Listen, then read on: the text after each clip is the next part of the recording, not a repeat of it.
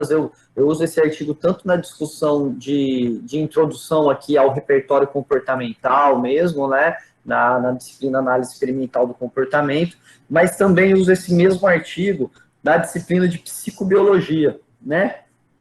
Só que eu trago, na verdade, duas visões diferentes, né? Lá eu tenho algum embasamento um pouco mais em base biológica e tudo mais. Aqui ele é totalmente, assim, óbvio, vou comentar algumas coisas de base biológica, mas ele é muito mais voltado para o entendimento, né, de como que a gente vai olhar o repertório comportamental de um sujeito, né? Então, a ideia para a gente aí hoje é entender quem que é meu sujeito, né? Quais são os fatores principais, assim, os principais, né?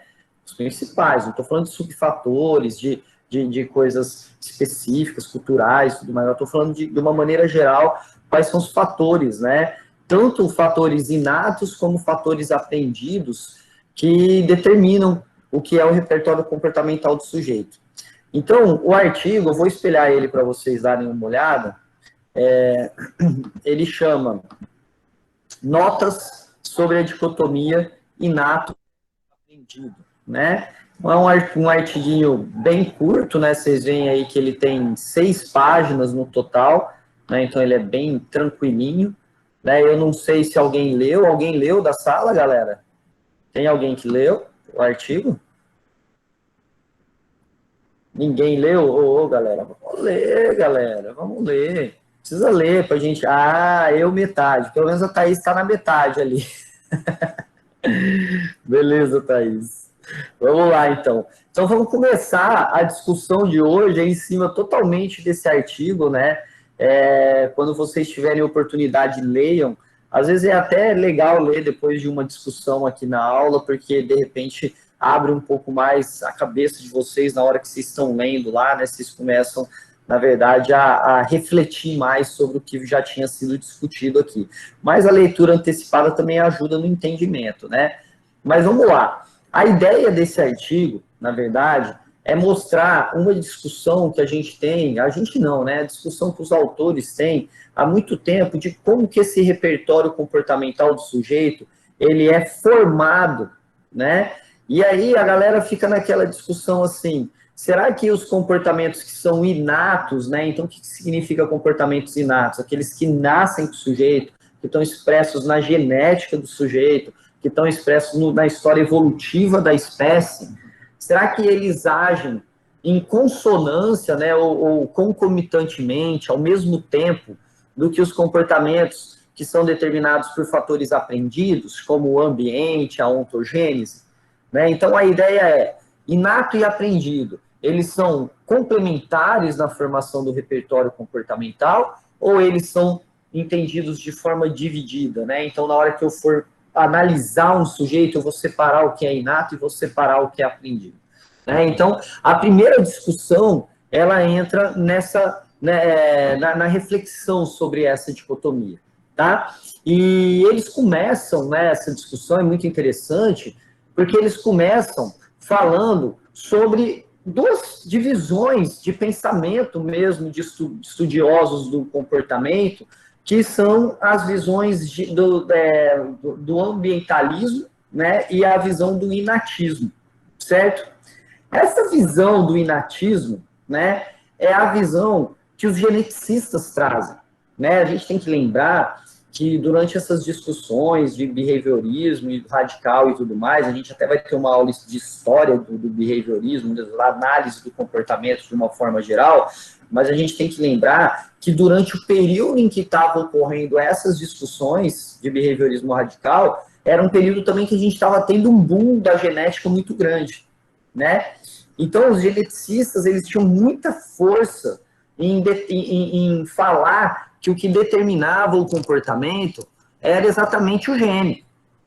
E aí eles falavam assim, não, o comportamento do sujeito, se o cara traz a genética para aquele comportamento, automaticamente ele vai desenvolver, né, vai iniciar ou vai emitir aquele tipo de comportamento. Então, a primeira visão do comportamento era essa visão do inatismo, né? Então, o inatismo sendo, assim, o único determinante do comportamento do sujeito. né? Então, na linha do pensamento do inatismo, a gente tem aquelas reflexões que, para a gente hoje, parecem meio absurdas, né? Mas é a linha do pensamento do inatismo, né? Que é assim, a homoafetividade, né? Ela está relacionada à genética do indivíduo. Ou então, o baixo desempenho cognitivo, ele está relacionado à genética do indivíduo. Só isso. E só isso, não tem outra explicação, não tem como você mudar aquilo. Então, é assim, se o cara traz a genética, ele vai trazer aquele repertório comportamental, seja um repertório típico que é desejado, né, ou seja um repertório comportamental atípico, né? Então, a visão do inatismo, ela é uma visão muito biológica mesmo, biologicista mesmo, né? E muito determinista, né? Porque o fato de você falar que se tem gene acontece, se não tem, não acontece, é um determinismo muito grande na formação do repertório comportamental, né? A galera que defendia esse tipo de visão, né? A gente tem dois caras que são muito famosos. Vocês vão conhecer um pouco mais a fundo, na verdade, né? Porque ele é chamado pai da etologia.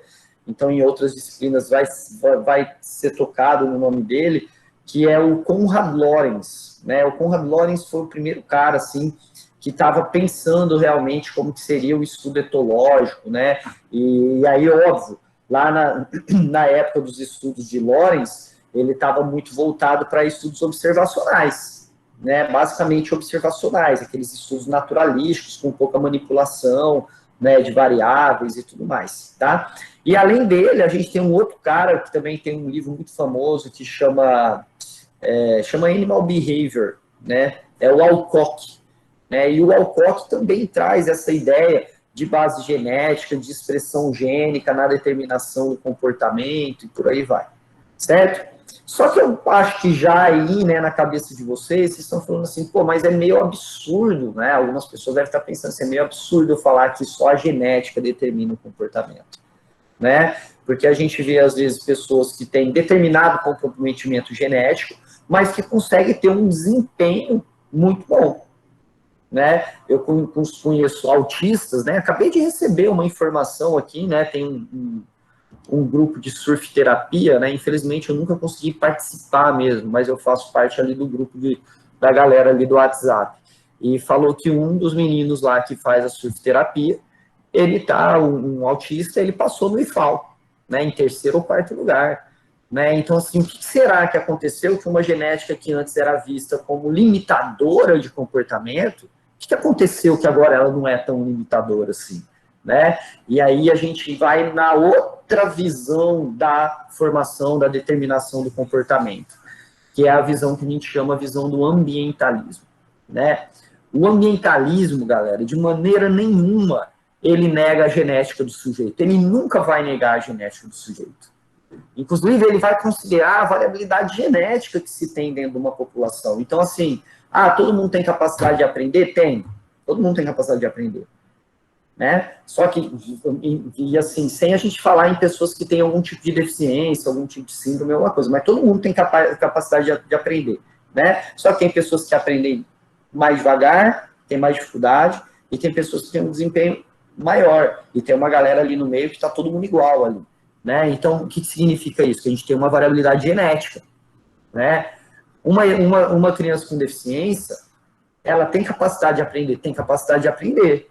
Só que ela vai ter a mesma capacidade do que uma pessoa que não tem determinada deficiência cognitiva? Não, mas eu posso melhorar o desempenho dela? Com certeza, né? E aí entra o outro lado do fechamento aí do ambientalismo, né, na determinação do comportamento, que é o lado da relação que o ambiente tem com esse sujeito, que o ambiente tem com essa genética, né? Então, o ambientalismo, que é defendido por Tourinho, né, e Carvalho Neto, que são os autores do artigo, inclusive, né, ele fala o seguinte, que o indivíduo, ele traz um comportamento, sim, ele traz uma predisposição, desculpa, ele traz uma genética, assim, ele traz uma predisposição comportamental expressa geneticamente, ótimo, né? Eu tenho coisas que vieram do meu pai, da minha mãe, e veio da história evolutiva do ser humano, e por aí vai. Mas o que ele demonstra como comportamento vai ser determinado pelo ambiente que o cara está colocado.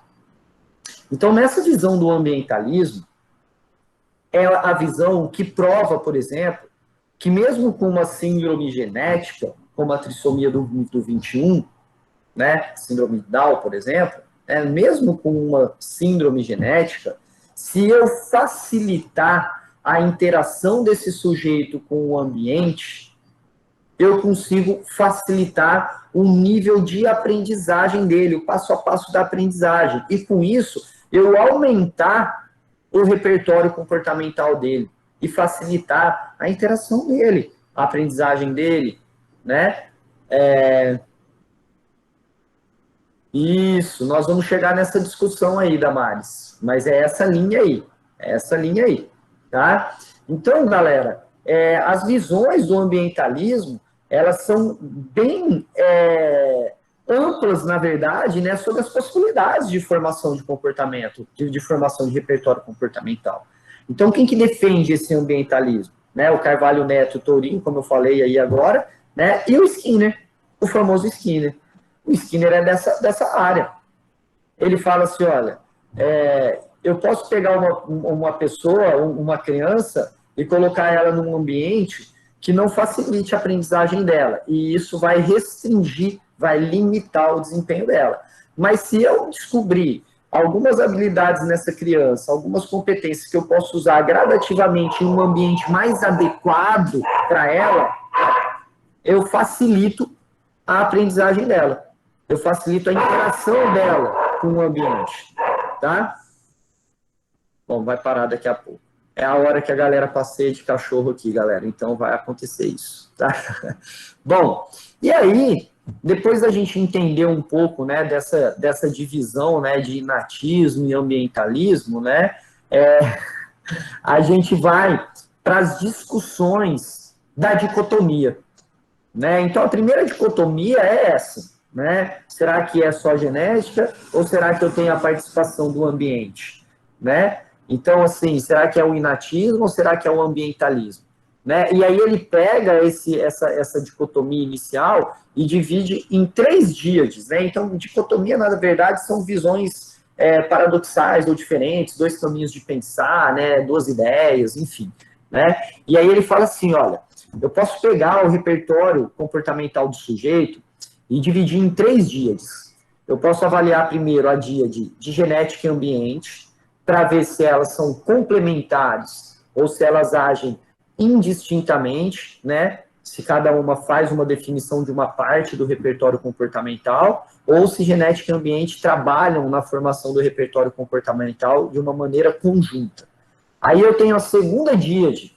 Essa segunda díade ele chama de filogênese e ontogênese, né? Chama não, né? Ela é a filogênese e ontogênese, né? Que seriam os processos evolutivos e os processos de aprendizagem do indivíduo.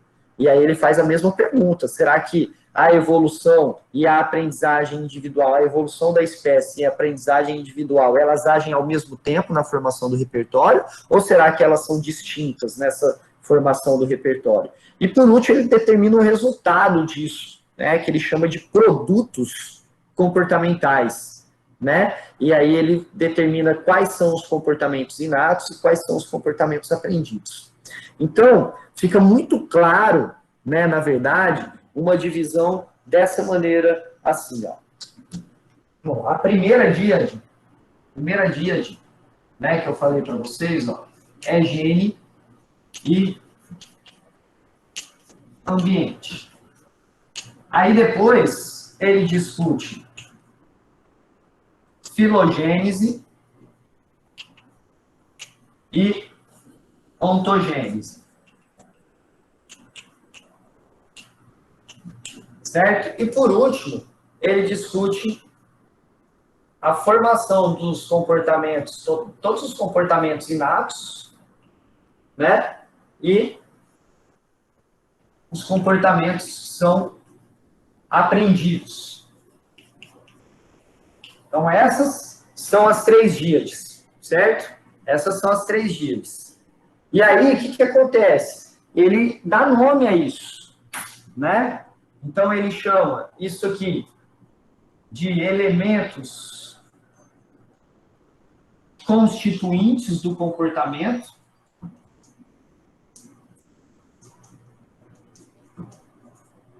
constituintes, né? Então, elementos constituintes do comportamento. Aí ele chama filogênese e ontogênese de processos construtores do comportamento. E aqui, no final, ele chama isso de produtos comportamentais.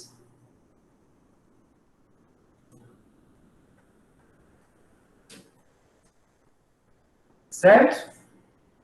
Que é o comportamento inato e o comportamento aprendido. Então, basicamente, o que nós vamos fazer agora é verificar se gene e ambiente trabalham juntos ou separados, se filogênese e ontogênese trabalham juntos ou separados, e se produtos comportamentais trabalham juntos ou separados na formação do repertório. Bom, vamos começar pelo gene, né? Vamos começar pelo gene. Então, o primeiro elemento constituinte do comportamento que ele cita é o gene, né? É o gene que está aqui escrito. Então, o gene, galera, a gente sabe, né, que a gente tem o nosso corpo formado por células, né? Que essas células elas são delimitadas por uma membrana plasmática e uma membrana nuclear, ou carioteca. Né? No citoplasma a gente tem todas as organelas ali, ou a maior parte delas, né? Porque a gente tem o nucleolo dentro do núcleo também, mas a gente tem mitocôndria, lisossomo, ribossomo, tudo lá no citoplasma da célula. E no núcleo a gente tem o DNA. Né? Esse DNA ele vem expresso em cromossomos, né? Quando vocês estudam no ensino médio, na duplicação, vocês aprendem lá que é a cromatina, depois ela se condensa, forma os cromossomos, né? E aí o que acontece? Nesses cromossomos, galera, a gente vai ter as tais das bases nitrogenadas, né? Adenina,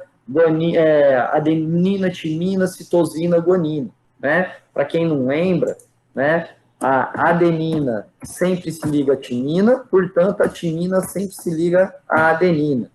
Né? A citosina sempre se liga à guanina e, portanto, a guanina sempre se liga à citosina. E aí, o que acontece, galera? A cada 3 genezinhos, né? A cada 3, a uracila no RNA, isso. A cada 3 bases nitrogenadas dessa, a gente tem a codificação de um gene. E esse né, quando ele for transcrito e traduzido pelo RNA e tudo mais, né, o RNA transcritor e o tradutor, aí ele vai formar um aminoácido. E a união desses aminoácidos vai formar proteínas, né, e a gente basicamente é proteína e água. Então, todas as nossas células do corpo, todas, células musculares, células nervosas, células adiposas, células dérmicas, todas as células do nosso corpo que possuem núcleo, elas possuem o mesmo DNA. Nesse DNA, como eu falei, a cada 3 bases nitrogenadas a gente tem um gene. Então, a gente tem todo o nosso corpo, toda a nossa estrutura, todas as nossas competências, todas as nossas habilidades, tudo ali determinado pela genética, certo? Então, a genética, né, ela está ali. Ela traz a variabilidade comportamental, né? Inclusive, né, se eu pegar uma população, né, por exemplo, tem pessoas que sentem frio com uma temperatura mais amena, outras sentem frio só com uma temperatura muito gélida, né? Então, isso significa que existe variabilidade genética dentro de uma população, mas que no indivíduo ali, o que está contando é o gene que ele traz, né? Então, por exemplo, vamos supor que na hora das mitoses ali embrionárias, né, ocorre uma alteração na divisão de cromossomos, e aí a gente tem 3 cromossomos 21. Então, isso vai refletir no quê? Na trissomia do 21, que é a síndrome de Down. Né? Então, assim, tem algumas alterações genéticas, e aí determina, por exemplo, a criança nascer autista. Tem algumas determinações genéticas, e aí, de repente, determina a criança nascer com doença de Huntington, que é uma doença neurodegenerativa. E tem algumas, por exemplo, como foi falado aí para Damares, tem algumas sequências genéticas, mutações genéticas que determinam, por exemplo, a capacidade ou a possibilidade da pessoa ter câncer. Ok? Certo? Até aí tudo bem. Então aí a gente concorda nisso. Só que será que só você ter a predisposição genética significa que você vai desencadear aquilo? Significa que fenotipicamente aquilo vai ser expresso? Não. Não. Não. Né, galera? Já vai respondendo. Não. Não. Não. Por quê? Porque a expressão genética, a expressão fenotípica, ela depende da interação com o outro elemento constituinte do comportamento, que é o ambiente. Então, assim, ó, eu posso ter, eu não, vamos supor assim, uma criança nasce aí com uma genética, uma puta de uma genética para desempenho cognitivo, a galera vai lá, um pesquisador no meio do nada, faz um teste com ele, teste de desempenho cognitivo dele, dá um QI de 200 e tantos. Quer dizer, fora do normal, cara. Mas o cara tá colocado ali, ó, para queimar o carvão e vender carvão. O que isso vai me trazer? O cara tem o arcabouço genético, não tem? Ele tem toda a base para desempenhar, para desenvolver uma alta capacidade cognitiva. Mas ele tem um ambiente extremamente limitado. Então, ele não vai conseguir chegar num alto nível de desempenho nunca. Da mesma maneira que se eu pegar uma criança que nasce com alguma deficiência, como a síndrome de Down, o autismo, que é um limitador, muitas vezes, da aprendizagem, isso não determina que essa criança não vai aprender nada. O que vai determinar a aprendizagem dessa criança é exatamente o ambiente no qual ela é colocada. Então, eu costumo brincar muito assim, ó, quando eu quero, por exemplo, eu tenho a genética, né? Eu sou ser humano, sou da espécie humana, como todo mundo que está aqui é da espécie humana. Nós temos basicamente o mesmo processo evolutivo, tá? Algumas mudanças de herança, porque os pais são diferentes, mas basicamente os comportamentos são inatos, são os mesmos, né? Então, na hora que eu vou, por exemplo, eu tenho genética, né? Igual ao ser humano. Na hora que eu quero comer, por exemplo, um peixe, o que eu faço? Eu vou aqui na praia, converso ali com o seu Moisés, que é pescador, e compro o peixe do seu Moisés. Certo? Agora, o seu Moisés, que é pescador, na hora que ele quer comer o peixe, o que ele faz? Ele vai na praia e pesca o peixe. Então, aonde eu quero chegar? Nenhum dos dois tem limitante genético, porque nem eu nem ele apresenta nenhuma síndrome, nenhuma deficiência.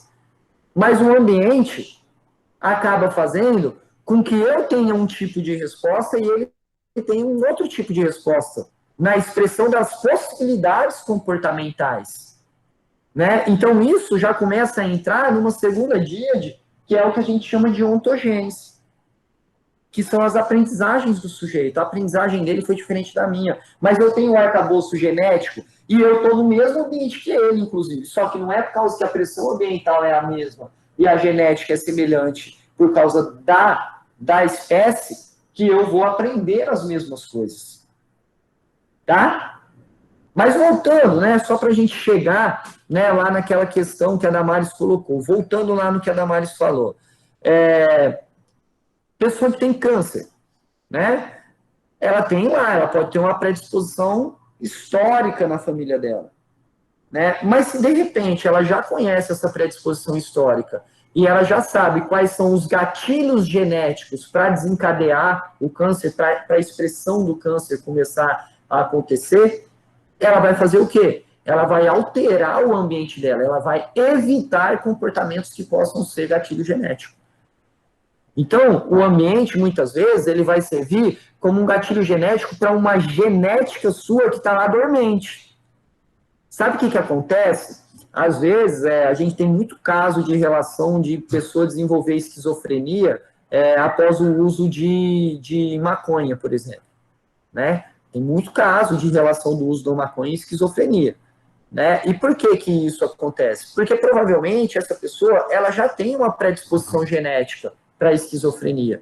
E na hora que ela usa a maconha, as alterações funcionais do sistema nervoso pode fazer com que ocorra, de repente, algum gatilho genético e ela comece a apresentar isso. Eu tive um amigo, quando eu fazia faculdade, e eu sempre dou esse exemplo, que é um exemplo que eu conheci, na verdade, né? E ele fazia educação física, ele lutava judô e tudo mais. E, então, assim, genética dele, ótimo, atleta o cara, né? O cara atleta.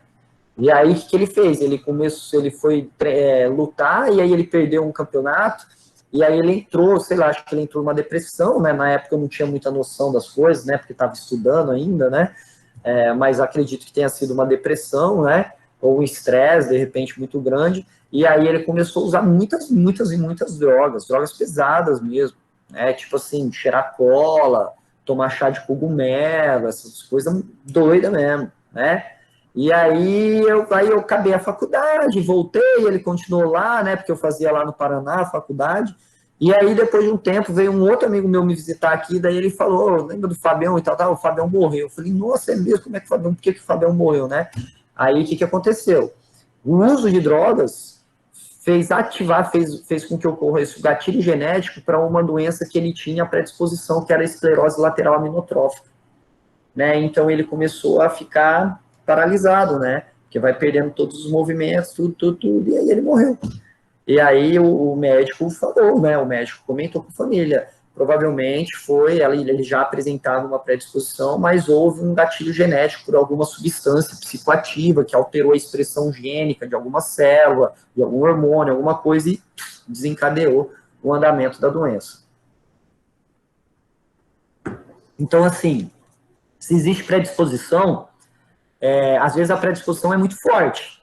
Vai acontecer mesmo de ter a patologia. Mas o ambiente, você pode diminuir as pressões ambientais para acelerar esse processo genético, tá? Mas fato é que o ambiente ele é determinante no que a genética vai expressar no seu corpo. Né? Então, por exemplo, como assim, professor? Pensa aí, uma pessoa bem branquinha, daí de repente ela nunca tomou sol, ela vem aqui para Maceió, começa a tomar sol e fica morena. Quer dizer, se ela não tivesse saído de lá e viesse para cá e ficasse bastante no sol, ela nunca ia ver que na genética dela existia essa nuance toda de cor de pele. Né? Então, isso é interessante a gente observar. Né? Então, o ambiente ele vai expressar, inclusive, características que você não sabe que você tinha antes, mas que no momento que tiver a pressão ambiental, aquela genética vai expressar aquela característica. Beleza? Então, a primeira díade de gene e ambiente, se a gente for discutir se é versus, né? Versus seria o xzinho, né? Ou se são complementares, que seria o E, então eu coloco aqui o Ezinho aqui, né? Então, ó, gene e ambiente. A gente tem, na verdade, nessa dicotomia, uma complementariedade, né? Na verdade, não é dicotômico nada. A gente tem uma complementariedade entre a definição ali dos elementos constituintes, a definição do comportamento por esses elementos constituintes, onde ambiente e gene andam um interferindo no outro o tempo todo. Né? Porque a genética traz capacidade de agir no ambiente e o ambiente pressiona a genética para expressar determinados comportamentos. Ok? Bom, depois a gente vai passar para o segundo ponto aqui, que são os processos construtores do comportamento. Né? E aí a gente tem esses dois processos construtores, filogênese e ontogênese. Bom, filogênese, eu acho que muitos de vocês já estudaram, né? Deixa eu ler aqui. Conheço uma mulher que tinha predisposição, né, genética para uma doença e por conta do estresse acabou tendo a doença e está paralisada e sem conseguir falar. Deve ser Guillain-Barré. Guillain-Barré tem muito disso também, tá? Mas pode ser. Mas tem muito isso mesmo. Estresse crônico, né? Estresse bombado, assim, né? A pessoa nem imagina o nível que ela está de estresse. Bom, interessantíssimo, né? Essas relações, assim, né? Ambiente e gene são perigosas, né? Mas vamos aqui, então, para o segundo aqui, né? Os elementos construtores. Filogênese, como eu estava falando para vocês, é a evolução. Vixe, Maria, lá, é transtorno do estresse pós-traumático. Provavelmente, tá? Deixa eu só fazer uma coisa aqui. Então, assim, ó, legal esse exemplo aí, viu, Damares? Legal, assim, entre aspas, né? A fatalidade não é legal, mas exemplifica bem o que a gente está falando aqui, tá? Bom, vamos lá. processos construtores, filogênese e ontogênese, né? Então, filogênese, galera, basicamente é o processo evolutivo do sujeito, né? Então, quando a gente fala em evolução, a gente lembra logo de Darwin, né? Do neodarwinismo e tudo mais. Então, lá para Darwin, a gente tem os indivíduos sempre mais aptos, né? Tendo, exatamente, né? Tendo essa sobrevivência diferencial, né? Porque eles têm maior capacidade de se adaptar às diferentes pressões ambientais.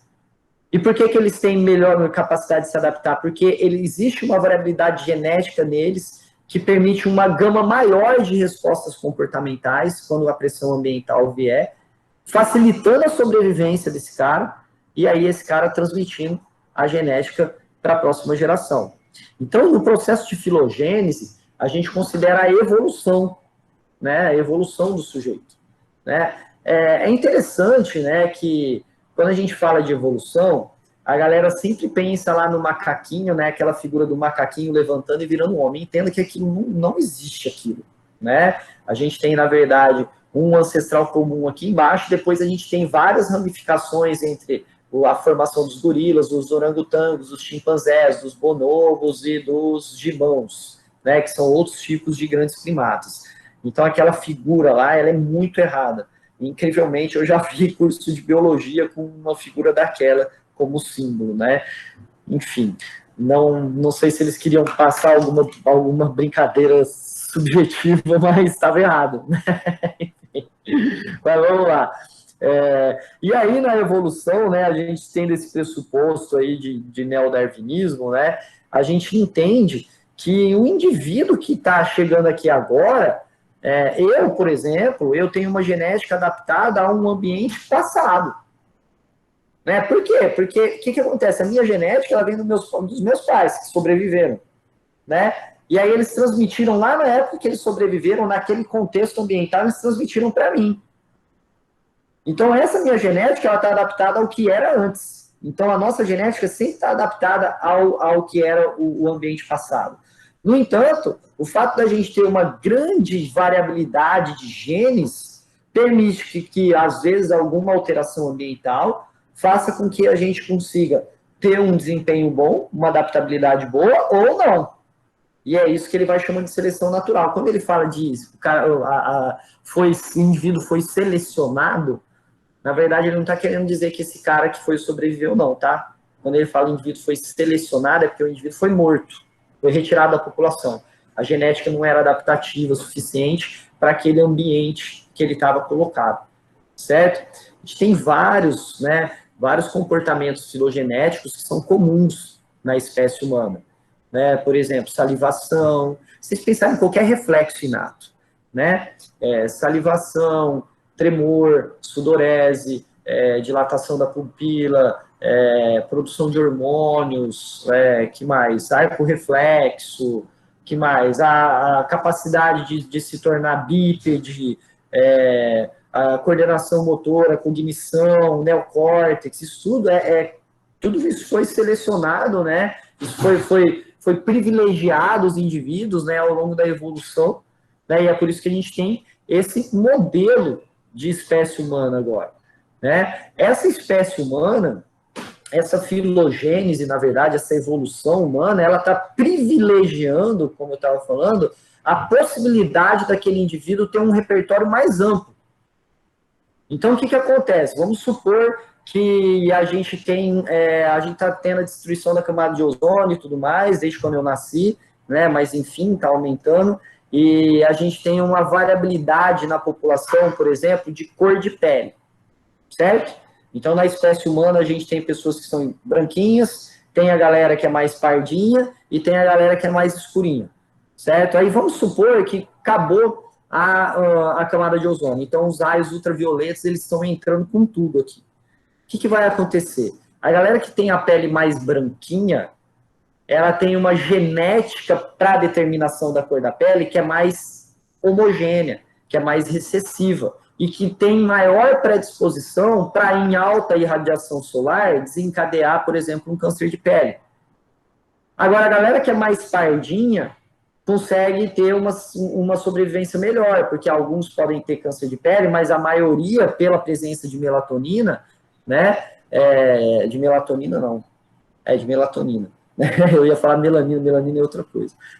De melatonina, eles conseguem absorver um pouco mais o raio ultravioleta e ter maior proteção. E os que são mais escuros, né, que têm menor predisposição a desenvolver câncer de pele, vão sobreviver. Então, na próxima geração, vão nascer pessoas provavelmente um pouquinho mais escuras, né, e menos pessoas clarinhas.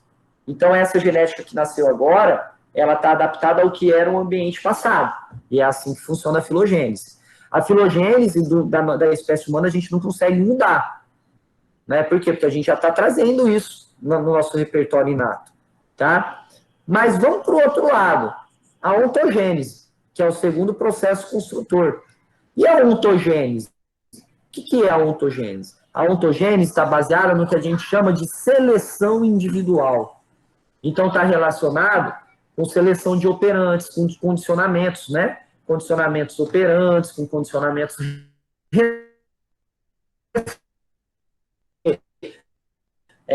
ter um condicionamento respondente... Travou aí, galera? Voltou? Porque ter um condicionamento respondente... Deixa eu ver se voltou. Voltou? Voltou? Então, vamos lá. Porque gerar condicionamento respondente também está dentro do processo de aprendizagem do sujeito. Por exemplo, ninguém nasce com medo de borboleta, né? Mas ao longo da ontogênese, ele pode ter um condicionamento respondente, um condicionamento pavloviano, né? Que vai gerar medo de borboleta. Certo? Então, os respondentes, né, os reflexos condicionados, eles também estão dentro da ontogênese. Mas a gente também tem os operantes, os condicionamentos operantes, como foi mencionado aí. Né? Então, na filogênese, a gente só trata dos comportamentos inatos, aquelas predisposições da espécie humana. E na ontogênese, a gente está falando assim, ó, o cara, ele já vem, né, ele traz aquela genética dele, né, daí ele é colocado no ambiente, e aí esse ambiente pressiona a genética para ele expressar algumas competências, alguns comportamentos, algumas habilidades, e aí ao longo daquele ambiente, do contato com aquele ambiente, ele vai aprendendo alguns comportamentos através da ontogênese. Né? Então, a ontogênese, ela vai determinar comportamentos durante o período da vida do sujeito. E a filogênese, ela vai determinar os comportamentos ao longo da evolução da espécie. Então, se a gente for avaliar a dicotomia, né, entre filogênese e ontogênese, a gente começa a entender que, nesse caso, a gente tem uma dicotomia. Mas é uma dicotomia temporal. Certo? Porque tanto a filogênese como a ontogênese, elas são importantes na formação do repertório comportamental. Porque se eu tenho um reflexo inato, que é filogenético, e ele se torna condicionado, ele só se torna condicionado porque existe aquele reflexo na filogênese da espécie. Certo? Mas na definição do repertório do sujeito, a filogênese define evolutivamente. Então, eu não consigo alterar a filogênese do sujeito, e a ontogênese age no indivíduo, durante a vida do indivíduo. Então, temporalmente, ocorre uma dicotomia. E aqui, galera, eu não estou querendo saber se o cara... a gente até citou os condicionamentos, porque realmente é a visão do ambientalismo, né, e tudo mais, mas eu não estou querendo muito me ligar a teorias ainda. Eu quero que vocês entendam que o sujeito é um sujeito, é um indivíduo. E que ele tem várias coisas que interferem na definição do repertório comportamental. Então, vocês lembram da história do seu Moisés, pescador? Então, olha só, lembra que eu falei, ele tem a genética humana, ele é humano, né, porque passou pela evolução como eu, nós estamos no mesmo ambiente, mas ele, ao longo da vida dele, ele aprendeu uma coisa e eu aprendi outra. Isso não significa que se um dia eu precisar pescar, eu não vou conseguir pescar. Eu posso conseguir, basta eu aprender. Eu tenho arcabouço genético, eu tenho capacidade filogenética e predisposição evolutiva que me permite eu aprender outros comportamentos? Tem. Então, é possível eu aprender alguma coisa nova? É possível.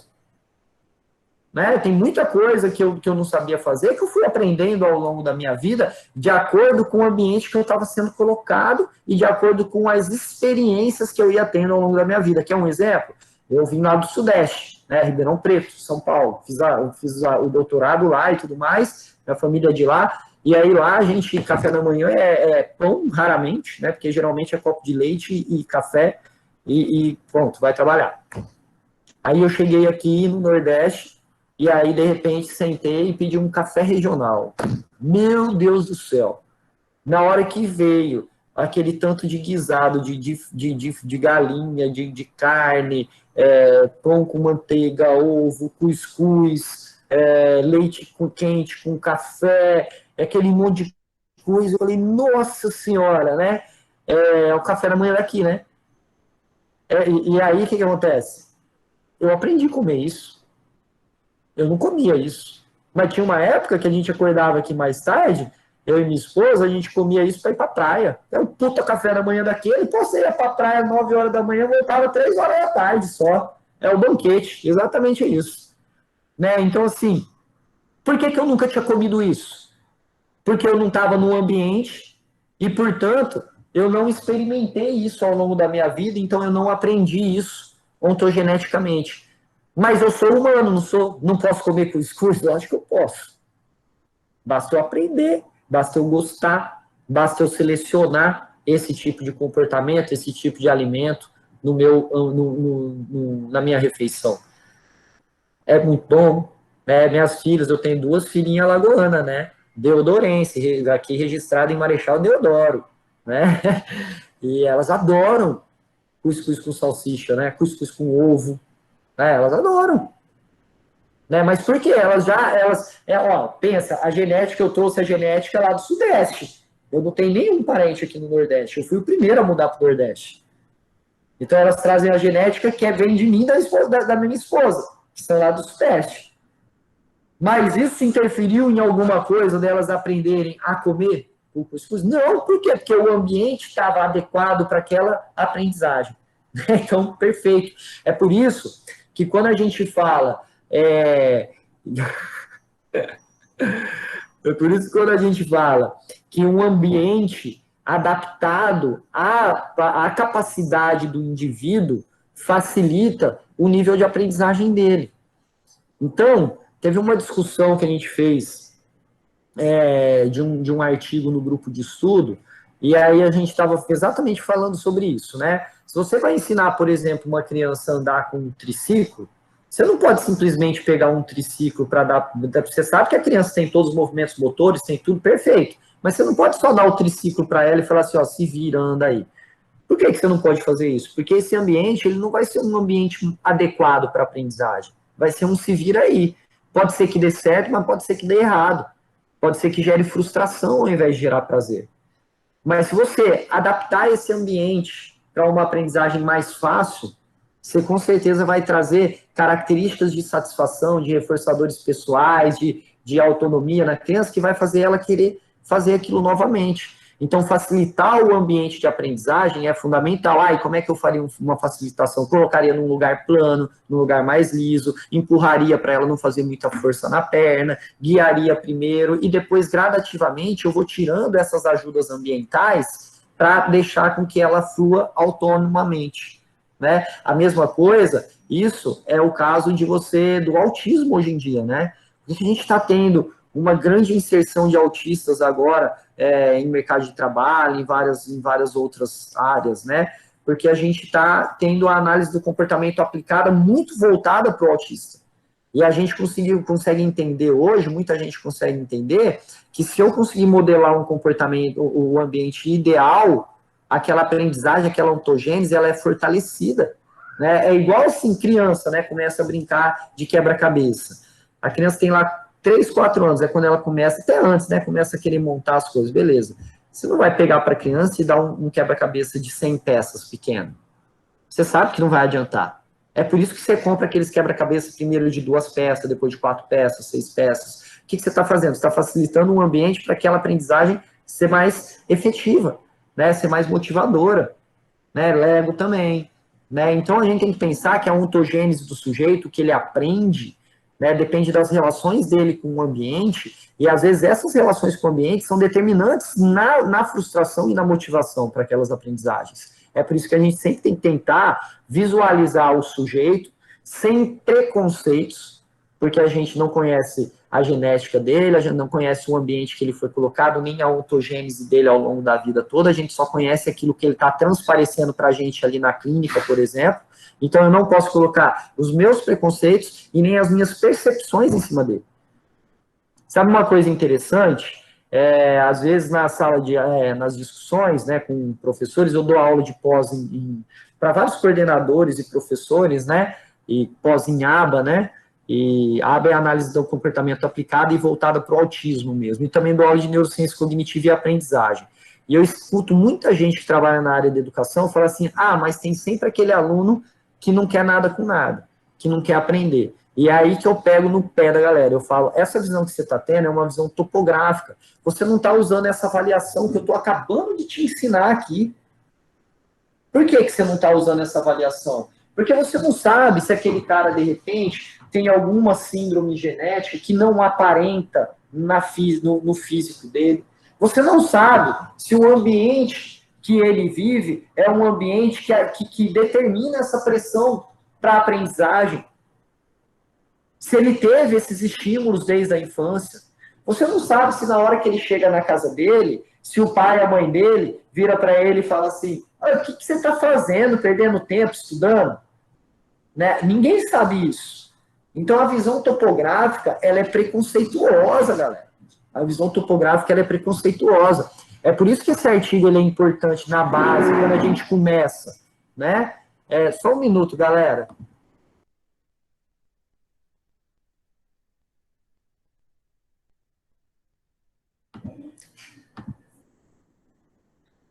Acende.